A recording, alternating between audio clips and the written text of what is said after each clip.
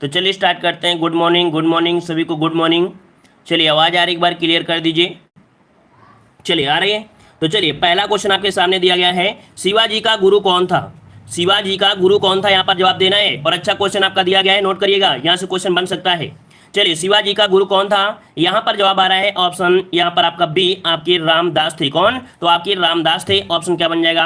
B number आपका जवाब right हो जाएगा। याद रखिएगा, जन्म पूछे कि शिवाजी का जन्म कब हुआ था, तो ये आपका 1627 ईस्वी में। कब? 1627 ईस्वी में। कहाँ पर हुआ था? शिवनेरी के दुर्ग में। कहाँ पर हुआ था? शिवनेरी के दुर्ग में हुआ था। शिवनेरी या शिवनेर के दुर्ग में हुआ था। पिताजी का नाम साजी भोसले और माताजी का नाम जीजाबाई था। ठीक है ना। चलिए आगे बढ़ते हैं। क्वेश्चन आपसे अगला पूछा गया है, ऋग्वेद का कौन सा मंडल पूर्णतः सोम को समर्पित है। तो ये आपने हमेशा से पढ़ा है। ऐसा कौन सा वेद है अर्थात ऋग्वेद का कौन सा मंडल है जो सोम को समर्पित है। सोम को समर्पित है यहाँ पर कौन सा? तो यहाँ पर जवाब आ रहे हैं ऑप्शन सी। कुछ लोग कह रहे हैं यहाँ पर नवा मंडल है, तो बिल्कुल जवाब सही है, नवा मंडल है आपके, सोम को समर्पित है।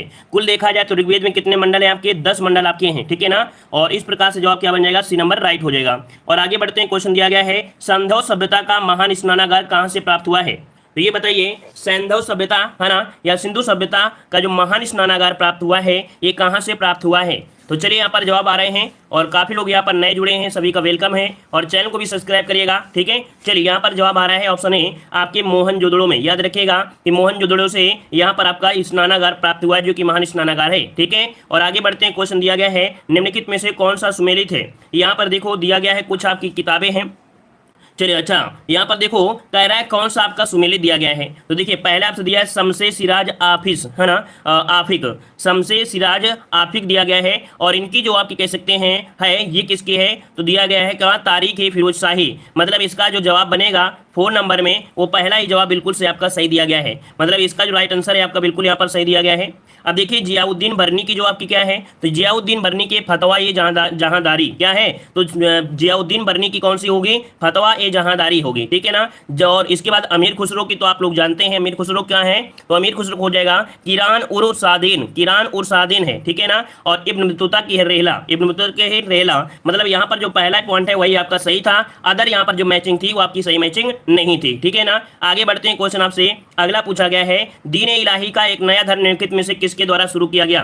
दीन इलाही धर्म का जो प्रचलन हुआ है, कह सकते हैं दीन इलाही एक नया धर्म किसके द्वारा शुरू किया गया था। तो चलिए यहाँ पर जवाब आ रहा है 5 नंबर में। चलिए 5 का जवाब आ रहा है यहाँ पर, ऑप्शन बिल्कुल सही है। यहाँ पर देखिए अकबर आपका जवाब बिल्कुल से राइट हो जाएगा। ठीक है ना, राइट हो जाएगा, क्लियर है ना। और अगर आपसे पूछे कि इसकी शुरुआत कब की गई थी, तो आपके 1582 में इसकी शुरुआत की गई थी। और दीन इलाही संवत की स्थापना कब हुई थी, तो आपके 1583 में दीन इलाही धर्म के क्या कह सकते हैं, जो संवत बोलते हैं ना, संवत कब स्टार्टिंग हुई, 83 से हुआ था। और धर्म जो आपका आया था 1582 में आपका आया था। क्लियर है ना। चलिए आगे बढ़ते हैं। क्वेश्चन आपसे अच्छा, अगर क्वेश्चन ये पूछे कि दीन इलाही धर्म का प्रथम अनुयायी कौन था, बहुत ही आईएमपी क्वेश्चन है, नोट करिएगा कि दीन इलाही धर्म का प्रथम अनुयायी कौन था, तो भाई याद रखिएगा बीरबल थे। कौन थे? बीरबल इसके प्रथम अनुयायी थे। क्लियर हो गया, इतना पॉइंट आपको याद रख लेना है। आगे बढ़ते हैं। क्वेश्चन दिया है, बुद्ध किस वंश से संबंधित है, बुद्ध किस वंश से संबंधित थे, यहाँ पर जवाब देना है। चलिए काफी लोगों ने बहुत पहले से आंसर दे रखा है। यहाँ पर ऑप्शन आ रहा है सी नंबर, आपके शाह की कुल से। कहां से? तो आपके शाह की कुल से थे। 6 का ऑप्शन बनेगा यहाँ पर आपका सी नंबर राइट हो जाएगा। क्लियर है ना। जन्म कहाँ हुआ था? कपिलवस्तु में हुआ था। ठीक है, जो कि लुम्बिनी में आपका है। ठीक है ना। और यहाँ पर आगे बढ़ते हैं। क्वेश्चन दिया गया है, किस वायसराय की हत्या अंडमान निकोबार द्वीप समूह में जब वे भ्रमण पर थे तब दंडित अपराधी द्वारा की गई थी। तो बताइएगा ऐसे कौन से वायसराय जिनकी हत्या अंडमान निकोबार द्वीप समूह में की गई थी। तो चलिए यहाँ पर जवाब देना है। सही जवाब क्या हो जाएगा, तो देखो आपका दिया है Lord Curzon, Lord Ripon, Lord Mayo और लॉर्ड मिंटो। तो राइट आंसर आपका बनेगा सी नंबर लॉर्ड मेयो। याद रखिएगा कि लॉर्ड मेयो जिनका शासनकाल आपके भारत में 1869 से लेकर 72 तक आपका था। ठीक है। और अंडमान निकोबार द्वीप समूह के भ्रमण के दौरान जब गए तो एक कैदी ने क्या किया, यहाँ पर इनकी हत्या कर दिया था। ठीक है ना। आगे बढ़ते हैं। क्वेश्चन आपसे अगला पूछा गया है, मतलब यहाँ पर कह सकते हैं इनके कार्यकाल के दौरान में इनकी हत्या हुई थी, है ना। अगला क्वेश्चन आपसे दिया गया है, निम्न में से किसने निकास के सिद्धांत का प्रतिपादन किया। बहुत ही आईएमपी क्वेश्चन आपका दिया है, निकास का सिद्धांत जिसे हम लोग हिंदी बोलते हैं और भी बहिर्गमन का सिद्धांत। क्या बोलते हैं? बहिर्गमन का सिद्धांत बोलते हैं। और इसका सर्वाधिक प्रखर प्रतिपादक आपके कौन हुए,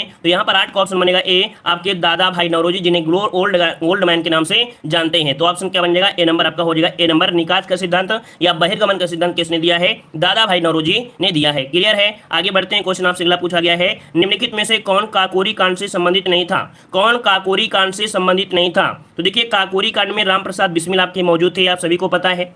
राजेंद्र लाहौरी भी आपके थे और आपके आसफ उल्ला खां भी थे, लेकिन यहाँ पर सूर्य सेन जो आपके हैं एक काकोरी कांड से संबंधित आपके नहीं है, तो आपका जवाब क्या हो जाएगा, बी नंबर यहाँ पर आपका राइट हो जाएगा। क्लियर हो गया है ना। चलिए आगे बढ़ते हैं। क्वेश्चन दिया गया है भारत छोड़ो आंदोलन के समय इंग्लैंड के प्रधानमंत्री कौन थे, तो ये भी क्वेश्चन आपका बन सकता है, आंदोलन से जुड़ा है। और ये आपके इंग्लैंड के जो प्रधानमंत्री थे उस समय कौन थे, चर्चिल। कौन थे, तो आपके चर्चिल थे। इसका राइट आंसर क्या बनेगा, बी नंबर यहाँ पर हो जाएगा, चर्चिल हो जाएगा। ठीक है ना। इंग्लैंड के प्रधानमंत्री रहे थे 1940 से लेके 45 तक आपके रहे थे, जो उस समय क्या युद्ध भी चल रहा था, है ना, उस समय द्वितीय विश्व युद्ध भी चल रहा था। आगे बढ़ते हैं। क्वेश्चन दिया गया है निम्नलिखित में से कौन सा भारत में सबसे बड़ा नदी द्वीप है। और देखो कभी भी पूछा जाता है तो आपको हमेशा याद है कि किसी भी नदी के बीच में अगर द्वीप बना है तो वही तो आपका होगा ना। तो यहाँ पर नदी द्वीप है आपका माजुली। कौन सा, ऑप्शन ए नंबर माजुली द्वीप है। और कहां पर आपके है, तो आपके असम में है, और असम में ही आपकी कौन सी, ब्रह्मपुत्र नदी पर। कौन, ब्रह्मपुत्र नदी पर ही आपका है। याद रखिएगा ब्रह्मपुत्र नदी की दोनों शाखाएं मिल जाती हैं इसी जगह। ठीक है ना, मतलब यहीं पर। हाँ, अगर क्वेश्चन ये पूछे कि विश्व का सबसे छोटा नदी द्वीप कहाँ है, तब क्या बताओगे,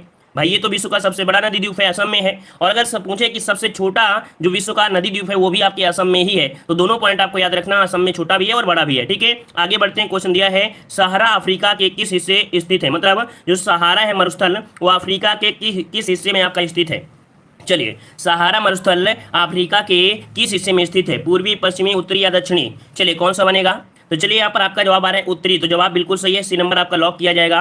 जो सहारा है कहाँ पर है, विश्व का सबसे बड़ा विशाल उष्ण मरुस्थल है। कैसा है ये गर्म मरुस्थल है, अर्थात ये उष्ण मरुस्थल है ना। इसका विस्तार कहाँ पर है, अफ्रीका महाद्वीप के अल्जीरिया, चाड, मिस्र, लीबिया, माली, है ना, बहुत जगह, बहुत मतलब क्षेत्र में फैला हुआ है। और ये कहाँ पर है, तो अफ्रीका के उत्तरी हिस्से में है। ठीक है, उत्तरी हिस्से में आपका स्थित है। तो आगे बढ़ते हैं। क्वेश्चन दिया गया है कि दुनिया की सबसे ऊंची चोटी माउंट एवरेस्ट का नेपाल में लोकप्रिय जो नाम है वो आपका क्या है, मतलब आपके नेपाल में जो आपका नेपाल है, नेपाल में आपके एवरेस्ट की जो ऊंची चोटी इसे किस नाम से जानते हैं, क्या बन जाएगा, तो यहाँ पर आपका आ रहा है सागर माथा। मतलब आपका जवाब बिल्कुल सही है, सागर माथा के नाम से जानते हैं। कहाँ पर, तो आपके नेपाल में जानते हैं। ये देख सकते हैं दुनिया की सबसे ऊंची चोटी आपकी है। ठीक है ना। चलिए आगे बढ़ते हैं। क्वेश्चन आपसे अगला पूछा गया है गंगा डेल्टा के मैंग्रोव वनों को क्या कहा जाता है। तो देखिए गंगा डेल्टा मतलब कह सकते हैं कि जो आपकी ब्रह्मपुत्र नदी है ना, और इधर आपकी गंगा नदी आती है, और इसके बाद जब बांग्लादेश में पहुंची है ना, वहां पर कह सकते हैं पानी बहुत ज्यादा होता है, और जो पौधे पानी में डूबे हुए होते हैं उन्हें बोलते हैं मैंग्रोव वन। या कह सकते हैं जो दलदली जगह आपके वन होते हैं उन्हें दलदली जगह जो होते हैं उनको मैंग्रोव वन कहते हैं।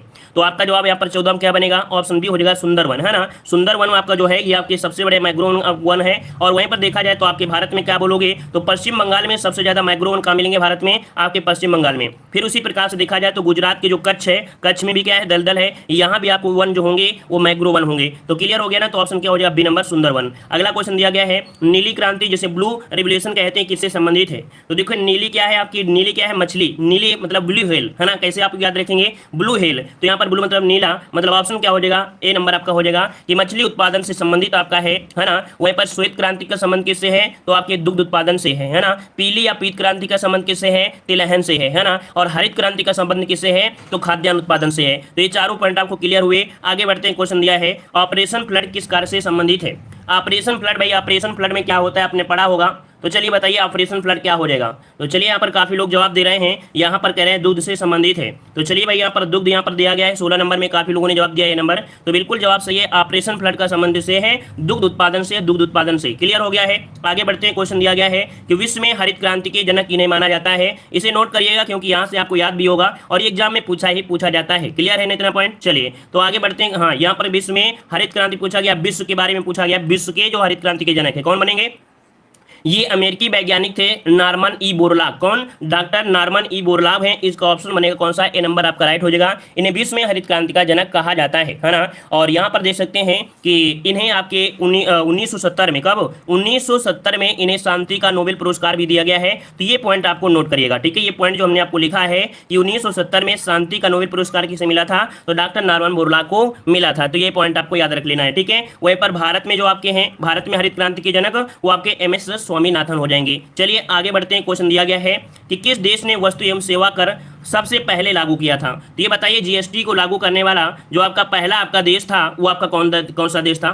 चलिए यहाँ पर ऑप्शन आ रहा है सी नंबर, चलिए सी नंबर कह रहे हैं आपके फ्रांस है। तो चलिए यहाँ पर हम लॉक करने वाले हैं और आपका जवाब बिल्कुल सही है कि जीएसटी को लागू करने वाला सबसे पहला देश कौन सा है? फ्रांस है। फ्रांस ने कब लागू किया था? तो आपके 1954 में इसने जीएसटी को लागू कर दिया था, ठीक है ना। और सब लोग जुड़े हैं, वीडियो को लाइक शेयर भी करिएगा, है ना। वीडियो को भी लाइक करके शेयर करते चलिएगा जितने लोग जुड़ते जा रहे हैं, और नए हैं तो चैनल को सब्सक्राइब भी करते रहिए, ठीक है। चलिए क्वेश्चन दिया गया है, बुल और बियर शब्द से जो उपयोग होते हैं किसमें होते हैं? बुल एंड बियर का प्रयोग किसमें करते हैं? तो यहाँ पर आपका जवाब क्या बन जाएगा? ये शेयर बाजार से संबंधित है, याद रखिए किससे? तो आपके शेयर बाजार से संबंधित है बुल और बियर। बुल किसे कहते हैं? बुल किसे कहते हैं? तो याद रखिएगा जब शेयर में भाव जो तेजी से कह सकते हैं प्रत्यास्थ करते हैं ना, जब तेजी से बढ़ते हैं तब उन्हें क्या कहा जाता है? बुल कहा जाता है। जब शेयर क्या होते हैं बहुत तेजी से बढ़ते हैं उन्हें हम लोग बुल कहते हैं, और जब शेयर क्या होते हैं बहुत ही कम अर्थात बहुत ही सस्ते हो जाते हैं, मंदी आ जाती है, उसे हम लोग बियर कहते हैं। और ऐसे याद रखिएगा कि जो बियर पीते हैं, बियर पी के क्या हो जाते हैं? लुढ़क जाते हैं। क्या? लुढ़क जाते हैं। और लुढ़क जाते हैं इसका मतलब ये हुआ कि शेयर के मान क्या हो गए? लुढ़क गए, है ना। क्या हो गए? लुढ़क गए।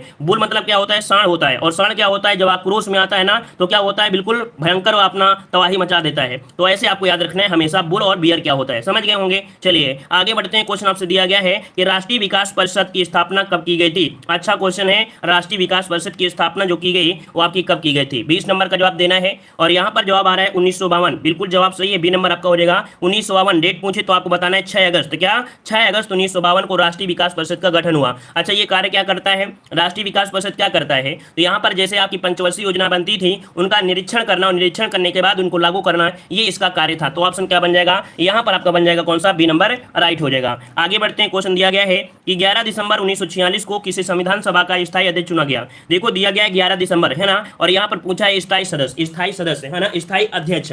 अच्छा ये बताइए स्थायी अध्यक्ष कौन थे? तो डॉक्टर राजेंद्र प्रसाद, आप लोगों को पता है ना। अगर ये पूछ लेते 9 दिसंबर को, तो भाई 9 दिसंबर को अस्थायी बनाए गए थे, है ना। 9 दिसंबर के आपके दूसरे थे, अस्थायी थे, और उद्घाटन वाले भी आप उन्हीं को कहोगे। तो बस यहाँ पर डेट याद रखिएगा अच्छी तरीके से, है ना। यहाँ पर जवाब क्या हो जाएगा? यहाँ पर ऑप्शन आपका बी नंबर राइट हो जाएगा, ठीक है। और 9 जो आपके 9 तारीख को बने थे अर्थात 9 दिसंबर को, वो कौन से थे? सच्चिदानंद सिन्हा। जो सच्चिदानंद सिन्हा थे ये थे आपके 9 अर्थात कह सकते हैं उद्घाटन समिति, जब संविधान का उद्घाटन हुआ था वो 9 दिसंबर को हुआ था बनने के लिए, और उसी समय इनको बना लिया गया था अस्थायी सदस्य। तो दोनों प्रकार से क्वेश्चन पूछे जा सकते हैं। उद्घाटन पूछा जा सकता है या अस्थायी पूछा जा सकता है, ठीक है। आगे बढ़ते हैं। क्वेश्चन दिया गया है भारतीय संविधान की आत्मा किसे कहा जाता है? चलिए भारतीय संविधान की जो आत्मा कहते हैं वो किसे कहते हैं? यहाँ पर जवाब दीजिएगा धार्मिक स्वतंत्रता, समानता का अधिकार, संवैधानिक उपचारों का अधिकार, या प्रस्तावना। किसे जवाब देंगे? तो चलिए 22 का ऑप्शन देना है, और इस 22 का ऑप्शन देखते हैं कि कितने लोग यहाँ पर सही कर सकते हैं। तो चलिए ऑप्शन आ रहा है यहाँ पर सी नंबर, कुछ लोग जवाब दे रहे हैं यहाँ पर आपका डी नंबर। तो याद रखिएगा यहाँ पर ऑप्शन डी हो जाएगा प्रस्तावना। क्या? प्रस्तावना इसका जवाब होगा, क्योंकि हमने आपको बताया था कि संवैधानिक उपचारों का अधिकार जो आपका आर्टिकल 32 होता है, तो ये जब पूछा जाएगा तो कहा जाएगा कि डॉक्टर भीमराव अम्बेडकर के अनुसार, क्या? डॉक्टर भीमराव अंबेडकर के अनुसार संविधान की आत्मा किसे कहते हैं? तब आप जवाब देंगे किसे? तो आपके आर्टिकल 32 अर्थात संवैधानिक उपचारों का अधिकार। जब यहां पर दिया हो प्रस्तावना तो आप सबसे पहले प्रस्तावना को ही लॉक करिएगा, जब डॉक्टर लगा दे तब आप इसको सही करिएगा। समझ गए होंगे हमारी बात को। चलिए आगे बढ़ते हैं। क्वेश्चन आपसे अगला पूछा गया है कि भारत के राष्ट्रपति के निर्वाचन के लिए न्यूनतम आयु निर्धारित कितनी होती है? तो चलिए यहाँ पर सही जवाब क्या बन जाएगा? चलिए कुछ लोग जवाब दे रहे हैं यहाँ पर 35 वर्ष। तो जवाब बिल्कुल सही है। याद रखिए राष्ट्रपति के लिए, है ना, किसके लिए? राष्ट्रपति के लिए, उपराष्ट्रपति के लिए, और आपके जो राज्यपाल होते हैं, इन तीनों के लिए बनने की उम्र कितनी होना चाहिए? तो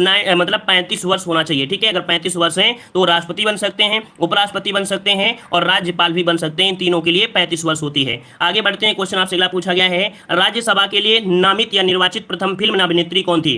ये बताइएगा, राज्यसभा के लिए पूछा गया है ना, और राज्यसभा की जो फिल्म अभिनेत्री थी वो आपकी कौन थी? चलिए 24 का ऑप्शन यहाँ पर आ रहा है नरगिस, है ना, बिल्कुल सही है। यहाँ पर नरगिस दत्त थी, नरगिस दत्त आपकी थी, ठीक है। आगे बढ़ते हैं। क्वेश्चन दिया है लोक लेखा समिति अपनी वार्षिक रिपोर्ट किसे पेश करती है? याद रखिएगा ये आप कह सकते हैं कि ये लोक लेखा समिति सबसे बड़ी समिति देखा जाए, सबसे महत्वपूर्ण समिति देखा जाए तो कौन सी होती है? लोक लेखा समिति ही होती है। इसमें से कुल कितने सदस्य होते हैं? 22 सदस्य होते हैं, जिसमें से 15 सदस्य होते हैं, 15 सदस्य होते हैं किसके? लोकसभा के होते हैं, और जो बचे हुए आपके सदस्य बचे हैं 7 वो आपके राज्यसभा के होते हैं। तो सबसे महत्वपूर्ण समिति कौन सी हो गई? लोक लेखा समिति। और ये अपनी वार्षिक रिपोर्ट जो प्रस्तुत करती है किसके पास? तो आपका जवाब हो जाएगा डी, आपकी लोकसभा के पास करती है। ऑप्शन क्या बनेगा? डी, ये लोकसभा को प्रस्तुत करती है, पेश करती है, ठीक है ना। चलिए और आगे बढ़ते हैं। क्वेश्चन दिया है वाहन चालन हेतु पश्च दृश्य जो दर्पण होता है क्या होता है? जैसे आप लोग गाड़ी चलाते चले जा रहे हैं, है ना, और पीछे आपको देखना है तो क्या देखेंगे, अर्थात कौन सा आपका यहाँ पर दर्पण होता है? साधारण होता है या उत्तर होता है? तो देखो यहाँ पर जवाब हो जाएगा 26 का ऑप्शन कौन सा? C number. अर्थात याद रखिएगा वाहन चालन के जो पीछे का दिखाया करता है बैक, वो होता है उत्तल दर्पण होता है। क्या होता है? उत्तल दर्पण होता है ना। क्लियर है ना? आपको पता होगा कि उत्तल दर्पण जो होता है बिल्कुल सीधा होता है ना, वो वास्तविक नहीं होता बल्कि आभासी होता है, लेकिन सीधा दिखाया जाता है व्यक्ति, और वो छोटा हो जाता है ना, छोटा हो जाता है। आगे बढ़ते हैं, क्वेश्चन दिया लोहे पर जंग लगना एक उदाहरण है। ये बताइए लोहे पर अगर जंग लग जाती है ना, लोहे पर अगर जंग लग जाती है तो उदाहरण किसका हो जाएगा? 27 का ऑप्शन देना है। तो यहाँ पर ऑप्शन आ रहा है ए नंबर, कह रहे हैं क्षरण का होगा। तो भैया वाष्पीकरण तो होगा नहीं, यहाँ पर क्षरण ही होगा, है ना। द्रवण नहीं कहेंगे, जलन नहीं कहेंगे, वाष्पीकरण नहीं कहेंगे, तो आंसर देंगे ए नंबर क्षरण। क्योंकि लोहे पर जब जंग लग जाती है तो क्या होता है, उसका मान भी कम होने लगता है, अर्थात यहाँ पर क्षरण होने लगता है। आगे बढ़ते हैं, क्वेश्चन दिया गया है हाइड्रोजन बम किस नाभिकीय अभिक्रिया पर आधारित होता है। देखो यहाँ पर हाइड्रोजन बम दिया गया है, हाइड्रोजन बम, है ना, और ये नाभिकीय संलयन पर आधारित है। कौन सा ऑप्शन बनेगा यहाँ पर? नाभिकीय संलयन कहाँ पर है? Option A number. याद रखिए नाभिकीय संलयन में अत्यधिक आपकी ऊर्जा होती है, विखंडन से ज्यादा ऊर्जा किसमें लगती है? आपके संलयन में लगती है। विखंडन मतलब होता है बिखरना, बिखरना मतलब क्या होता है? कोई रिश्ता हो, समझिए ऐसे याद करिएगा कि जब कोई रिश्ता होता है बिखरने में समय नहीं लगता है ना, समय नहीं लगता है, मतलब वो होता है क्या? विखंडन होता है जिसका समय ना लगे, और जिसमें समय लगे, कोई रिश्ते को बनाने में बहुत समय लग जाता है,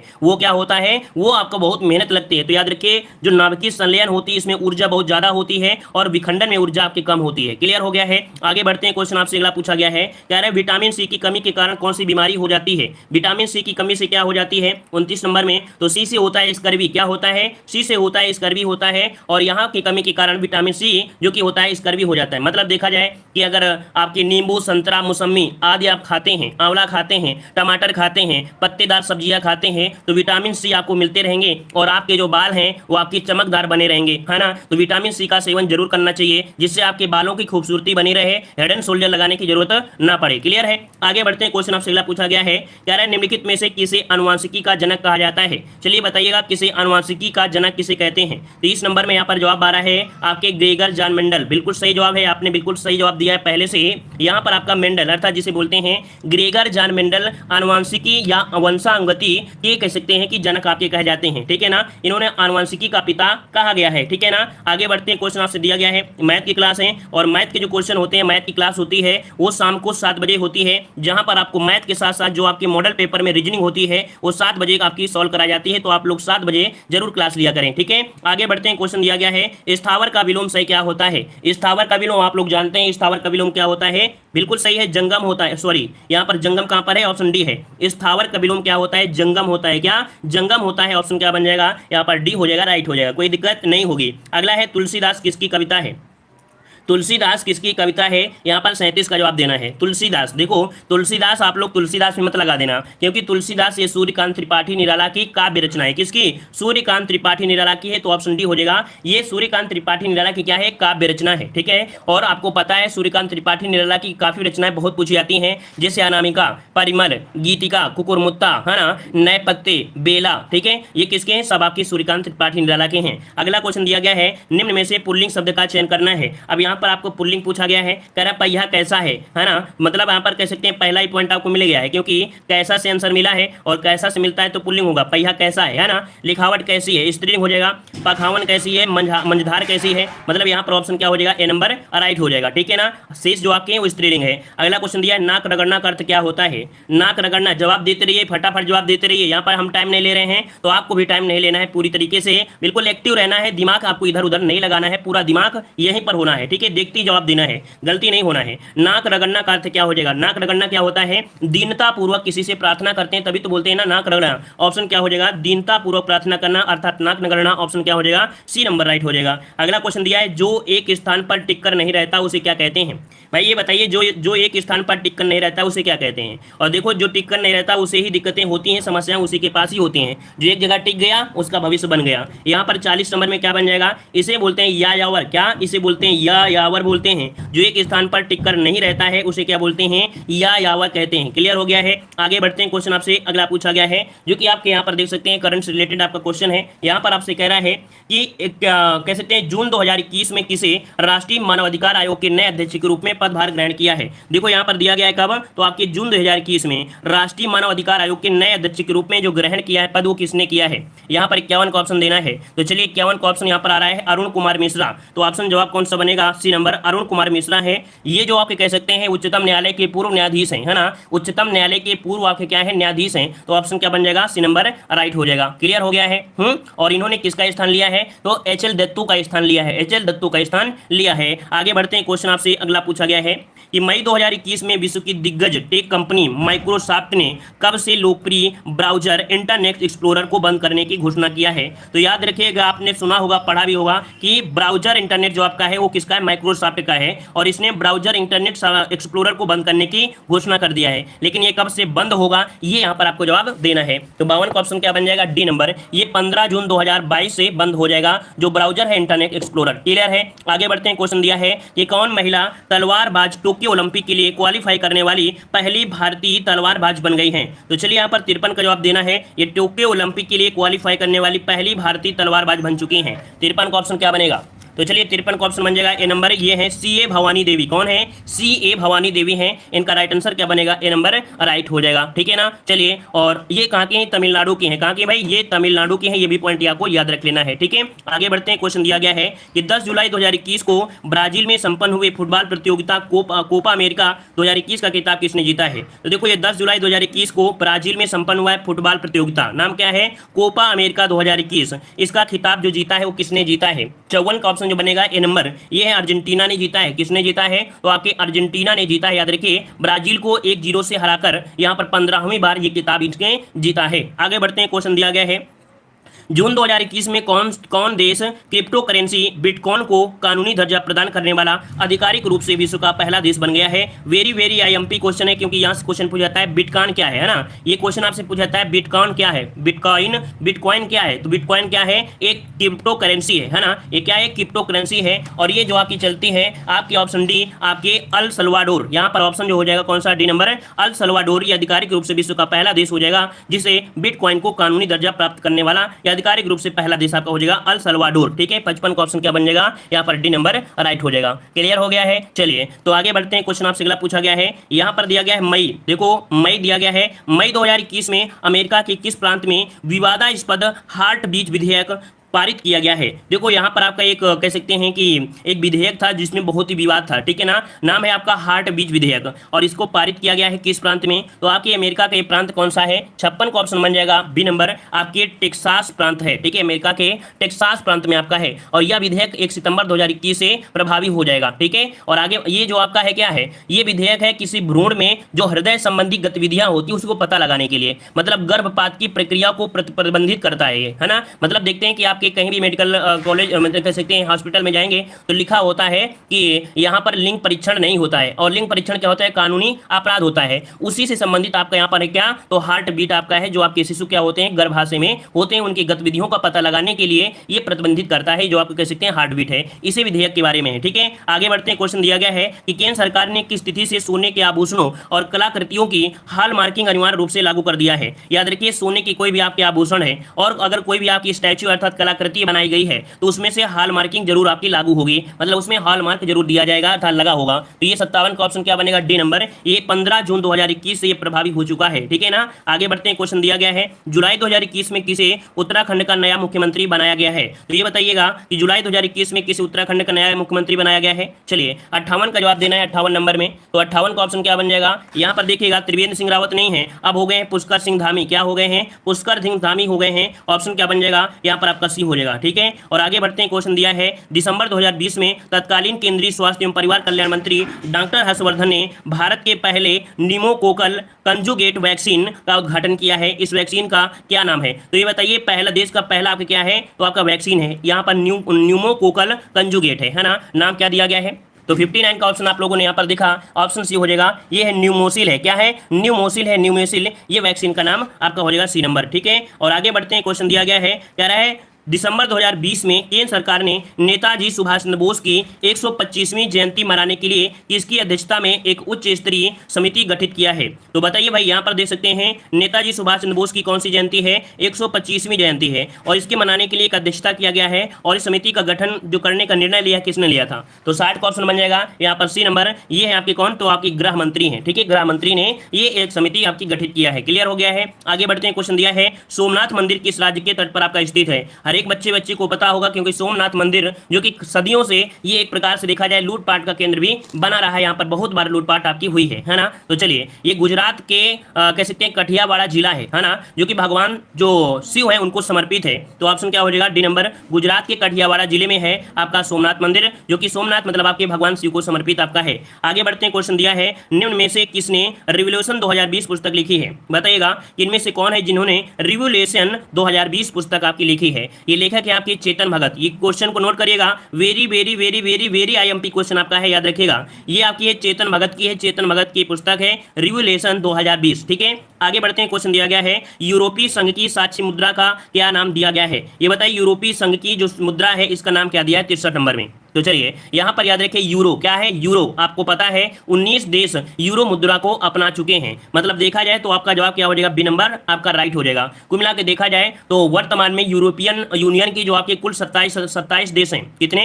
यूरोपियन कह सकते हैं संघ के 27 देश आपके हैं, जिनमें से 19 देश ऐसे हैं जिनकी मुद्रा आपकी यूरो है ना। तो ऑप्शन क्या बन जाएगा, यहाँ पर यूरो मुद्रा आपकी जवाब राइट हो जाएगा। ये नोट करिएगा, 27 में से 19 देश आपके यूरो वाला, ठीक है। आइए अगला बढ़ते हैं, कह रहा है भारतीय सर्वेक्षण विभाग का मुख्यालय कहां पर स्थित है। भारतीय सर्वेक्षण विभाग का मुख्यालय देखो सर्वेक्षण है आपके देहरादून, जो कि उत्तराखंड में पड़ता है। ऑप्शन कौन सा हो जाएगा, ए नंबर, है ना। तो काफी लोगों ने बहुत पहले से पढ़ा होगा और बिल्कुल इजी लग रहा होगा। यहां पर भारतीय सर्वेक्षण विभाग का मुख्यालय आपके देहरादून, जो कि आपके उत्तराखंड में आपका स्थित है। ये भी पॉइंट आपको क्लियर हुआ है। तो आगे बढ़ते हैं, क्वेश्चन दिया गया है कि ज्ञानपीठ पुरस्कार के प्रथम विजेता कौन थे। वेरी वेरी एमपी, ये भी क्वेश्चन दिया गया है।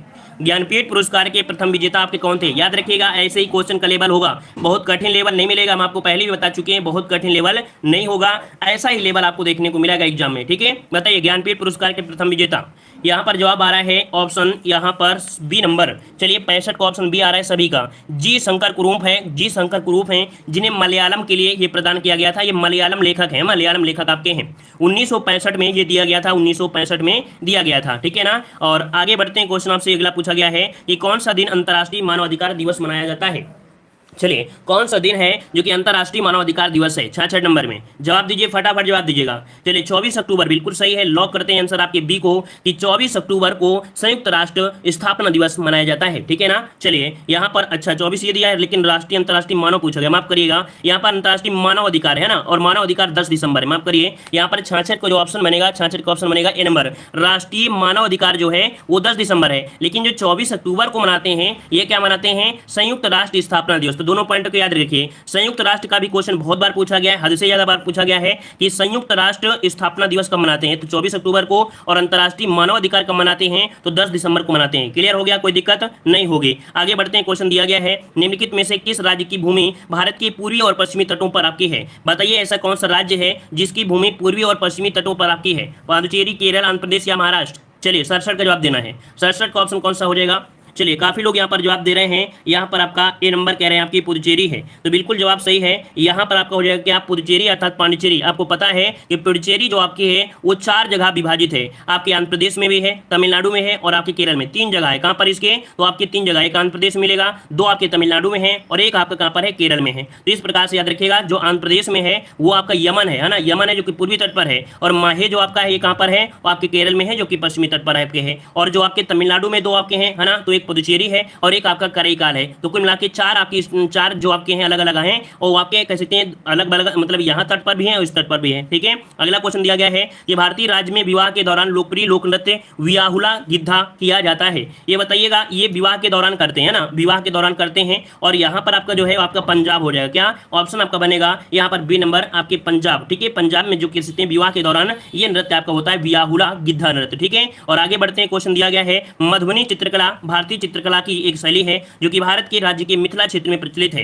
तो देखिए मिथिला आपको कहां पड़ता है, आप सभी को पता है कि मिथिला कहां पड़ता है, आपके बिहार में। तो ऐसे भी हमने आपको बता भी दिया है, क्योंकि स्पेशल आपकी सीरीज भी चलाई गई है, तो स्पेशल सीरीज में मधुबनी आपको बताया गया है ना, क्लियर है। और आगे बढ़ते हैं, क्वेश्चन दिया गया है बड़ा इमामबाड़ा कहां पर है, बड़ा इमामबाड़ा कहां पर स्थित है। यहाँ पर 70 का जवाब दीजिएगा, और 70 का आप लोग जवाब जानते हैं, हमेशा से जानते हैं, क्योंकि क्वेश्चन आपका पूछा गया है, आपके लखनऊ में है। कहां पर है, तो आपके लखनऊ में है। ऑप्शन क्या हो जाएगा, ए नंबर राइट हो जाएगा, ठीक है ना, क्लियर है इतना पॉइंट। चलिए आगे बढ़ते हैं, क्वेश्चन आपसे अगला पूछा गया है, कह रहा है गद्यांश, और गद्यांश में देखा जाए तो आपके कह सकते हैं राष्ट्र अभिमान के हृदय में वाले में दिया गया है, और अच्छा गद्यांश है। पढ़ते हैं और देखते हैं क्या आपका पॉइंट दिया गया है, क्योंकि अच्छे अच्छे पॉइंट आपको पढ़ने को यहाँ पर मिलेंगे इस गद्यांश में। कह रहा है कह रहा है प्रत्येक राष्ट्राभिमानी के हृदय में अपने देश की संस्कृति तथा भाषा के प्रति प्रेम और आपका अभिमान सहज ही होता है। कोई भी व्यक्ति हो, हर एक को अपना देश प्यारा होता है ना। वह अपने राष्ट्र, अपनी जन्मभूमि और राष्ट्रभाषा के लिए प्राणों का उत्सर्ग करने को सदा तत्पर रहता है। जिस देश के निवासियों के हृदय में यह उत्सर्ग भावना नहीं होती है, वह राष्ट्र पराधीन होकर अपनी सुख, शांति और समृद्धि सदा के लिए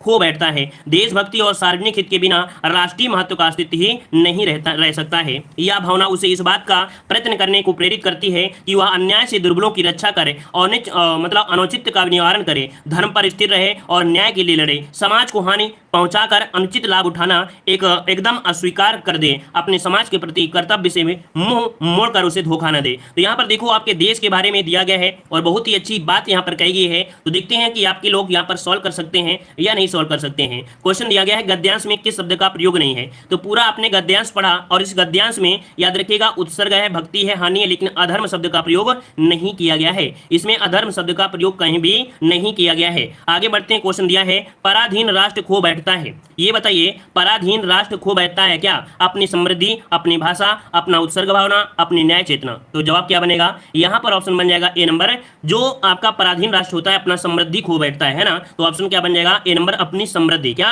अपनी समृद्धि। ठीक है। और अगला क्वेश्चन आपसे दिया है गद्यांश का सही शीर्षक क्या है। इस गद्यांश में किसके बारे में बताया गया है? तो क्या बताया गया है? यहाँ पर देखो अपने राष्ट्राभिमान के बारे में बताया गया। क्या? अपने राष्ट्राभिमान के बारे में बताया गया है कि अपने देश के प्रति एक घमंड होना चाहिए, अपने देश के प्रति क्या अभिमान होना चाहिए। तो ऑप्शन क्या हो जाएगा? बी नंबर राइट हो जाएगा। अगला क्वेश्चन दिया गया है प्रत्येक राष्ट्राभिमानी के हृदय में अभिमान होता है, किसके लिए होता है बताइएगा। कि प्रत्येक राष्ट्राभिमानी के हृदय में कह सकते हैं अभिमान होता है, किसके हृदय में? यहाँ पर राष्ट्राभिमानी के हृदय में। यहाँ पर किसके प्रति? तो आपका जवाब हो जाएगा सी, आपके यहाँ पर देश की भाषा के लिए। क्या? देश की भाषा के लिए। यहाँ पर आपका सी नंबर हो जाएगा। और अगला क्वेश्चन दिया है देशभक्ति प्रेरित करती है। देशभक्ति है ये प्रेरित करती है, किसके लिए करती है? तो यहाँ पर दिया है अनौचित्य का निवारण करने के लिए, है ना। जो आपका अनौचित होता है उसका निवारण कर दीजिए। तो यहाँ पर ऑप्शन क्या हो जाएगा? ए नंबर राइट हो जाएगा। क्लियर हो गया है। चलिए सर अटक रही है। अच्छा, तो यहाँ पर कह सकते हैं कि एक गद्यांश है, इसे हम लोग यहाँ पर छोड़ दे रहे हैं। ठीक है, एक गद्यांश छोड़ दे रहे हैं क्योंकि शायद